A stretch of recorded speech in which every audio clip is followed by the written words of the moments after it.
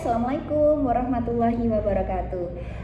Selamat pagi peserta kelas Kepo Rumah Namira. Perkenalkan, saya Coach Ari Budi. Saya akan membimbing teman-teman selama 3 hari ke depan. Sebelumnya kami mohon maaf karena saya tidak bisa hadir secara pribadi bertatap muka langsung dengan Bapak Ibu semuanya. Tapi insya Allah dengan rekaman ini teman-teman atau Bapak Ibu semuanya bisa terinspirasi dan mendapatkan secercah pengetahuan tentang seputar sarapan sehat. Oke, sebelum kita masuk ke materi, kami ingin menjelaskan sedikit tentang apa itu Kepo.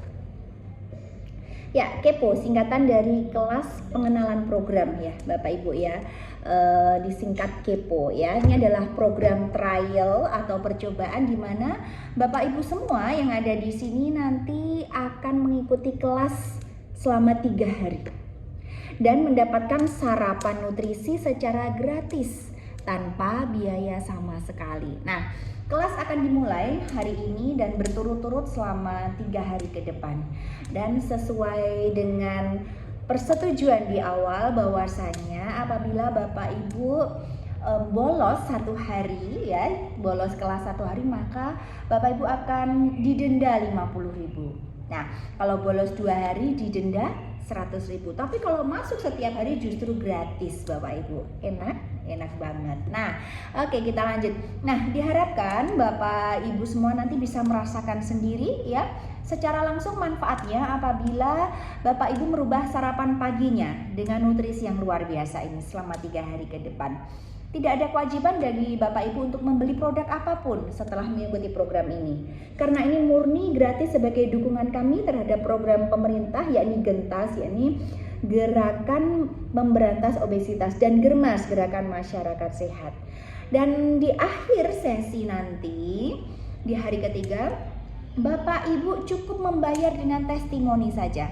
Nah, jadi testimoni menyampaikan apa yang dirasakan Bapak Ibu selama 3 hari ke depan. Mungkin badannya berasa lebih sehat, bangun tidur lebih segar, nggak ngantuan, atau testimoni turun berat badan juga boleh, atau naik berat badan juga boleh. Apapun yang Bapak Ibu rasakan selama 3 hari ke depan.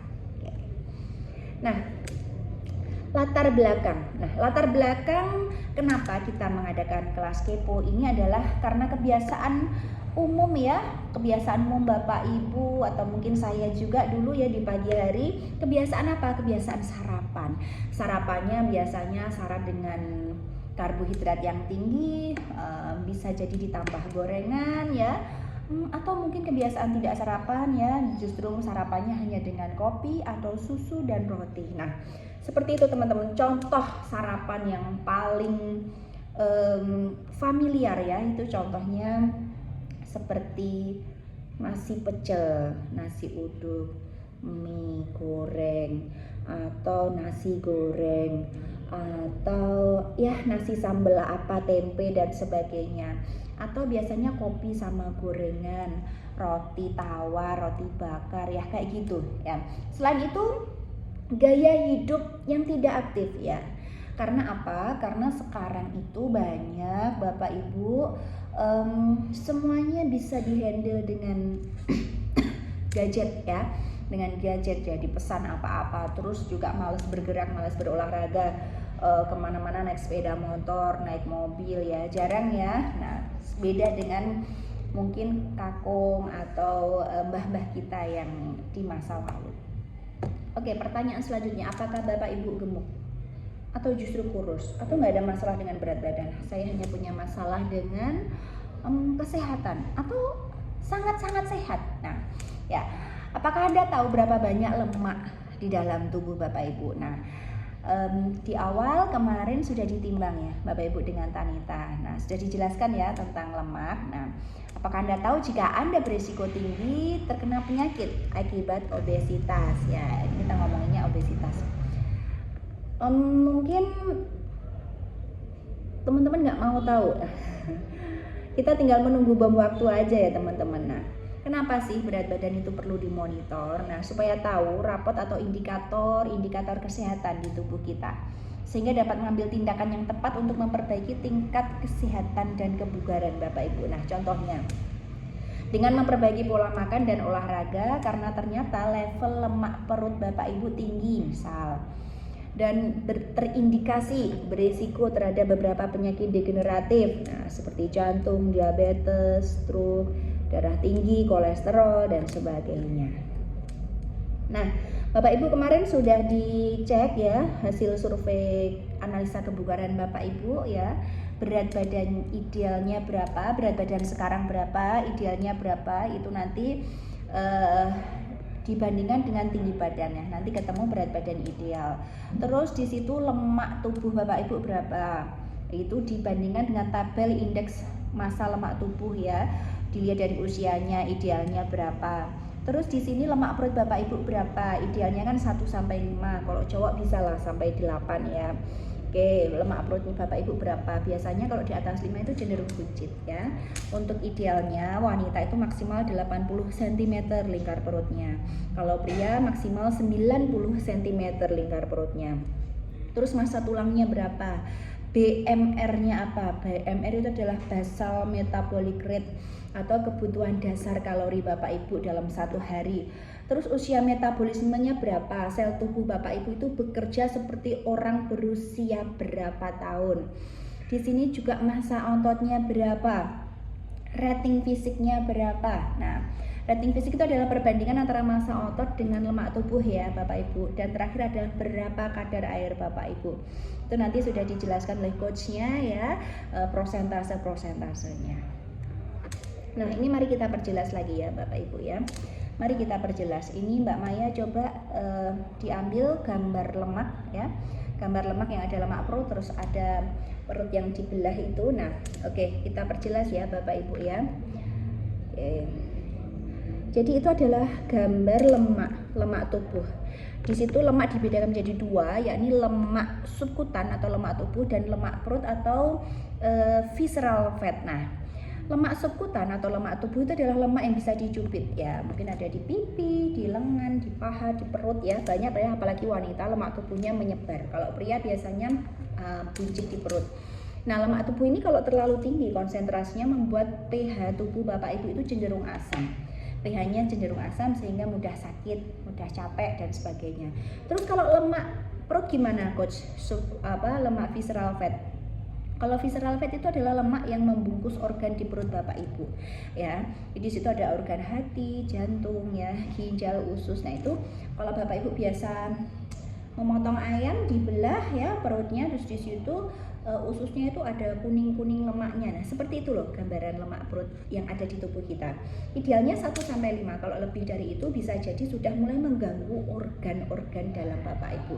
Nah, di sini bahayanya visceral fat ini adalah menjadi pencetus penyakit degeneratif. Ya, ini penyakit apa sih? PTM, penyakit tidak menular. Ya, ini penyakit yang disebabkan oleh kesalahan pola makan dan hanya bisa diobati dengan mengatur pola makan. Nah, Bapak Ibu sangat beruntung sekali karena selama 3 hari ke depan Bapak Ibu diajarkan tentang bagaimana mengatur pola makan yang benar.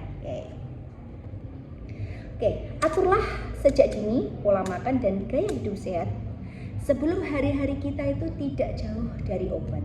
Ada ya orang yang harus minum obat sehari 3 kali terus gitu ya, capek ya mungkin ya. Nah, jadi sebaiknya Bapak Ibu diatur sejak dini pola makannya. Dan sekali lagi tidak ada kata terlambat. Saya sudah berusia 60 tahun, saya 50 tahun, no problem. Saya sudah sakit, no problem. Justru sakit itu harus diobati ya, harus segera diperbaiki ya. Saya masih muda, saya sangat sehat. Justru karena masih muda itu teman-teman ya harus aware dengan kesehatan Bapak Ibu sebelum hari-hari Anda di masa tua diisi dengan obat-obatan. Oke, pengaturan gaya hidup sehat dimulai dengan 4 konsep sarapan sehat. Ya, di awal sosialisasi kita sudah sedikit menjelaskan tentang 4 konsep sarapan sehat. Nah, sarapan yang baik itu yang bagaimana coach? Yang pertama, yang menghasilkan tenaga atau power. Artinya ketika teman-teman habis sarapan nggak malah lemes dong, tentunya malah bersemangat, bertenaga ya, nggak ngantuan ya, nggak males-malesan. Terus yang kedua, yang mampu mencukupi kebutuhan air atau menghidrasi tubuh Bapak Ibu. Nah, nanti selama 3 hari ke depan Bapak Ibu sarapannya nutrisi ya atau shake ya, bentuknya itu cair. Jadi sehingga otomatis kebutuhan cairan Bapak Ibu di pagi hari pasti sudah tercukupi dengan sarapan di Rumah Namira. Dan yang ketiga, membuat kadar gula atau gula darah atau GI Bapak Ibu itu terjaga dalam kondisi normal. Otomatis kalau kita sarapan nasi atau karbo atau gula yang terlalu tinggi, tentunya kadar gula di dalam tubuh kita naik dong. Iya dong. Apalagi sarapannya kopi manis ya, pasti naik, dan kue tentunya. Nah, dengan Bapak Ibu sarapan shake ini akan menjaga kadar gula Bapak Ibu, karena dalam satu porsi shake itu GI-nya itu hanya 20 sampai 25 Bapak Ibu. Sangat rendah dibandingkan nasi putih yang 90 sampai 100 loh ya. Nasi merah masih sekitar 50-an ya Bapak Ibu. Jadi shake ini sangat aman, terutama teman-teman yang saat ini punya masalah dengan gula ya, atau teman-teman yang bermasalah di diabetes mungkin ya. Terus yang terakhir, sarapan yang baik itu adalah yang mampu memenuhi kebutuhan hampir 100 triliun sel di dalam tubuh Anda, yang mampu memenuhi kebutuhan nutrisi ya, nutrisi Bapak Ibu. Teman-teman perlu diketahui, mulai dari ujung rambut, ujung kuku Anda sampai ujung kuku itu terdiri dari sel-sel yang menyusun tubuh Anda ya.